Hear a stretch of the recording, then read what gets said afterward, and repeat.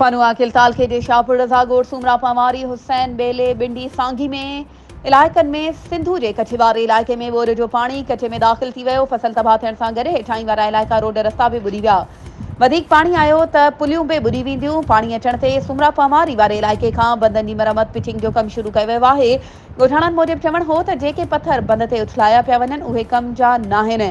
केतिरनि ई सालनि खां पाशी सीडा पारां बंदनि जी मरमत करण बजाए कागज़नि में कम ॾेखारण सबबि काफ़ी हंधनि तां बंदनि जी हालत कमज़ोर आहे।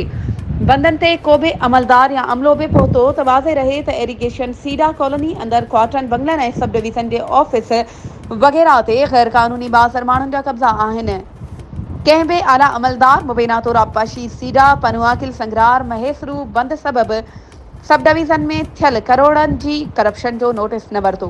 वधीक ख़बरुनि ऐं अपडेट्स जे लाइ असांजे चैनल खे सब्सक्राइब कयो ऐं हा बेल आइकन खे प्रेस करणु न विसारिजो त जीअं असांजी हर नई अचण वारी वीडियो तव्हां ताईं पहुची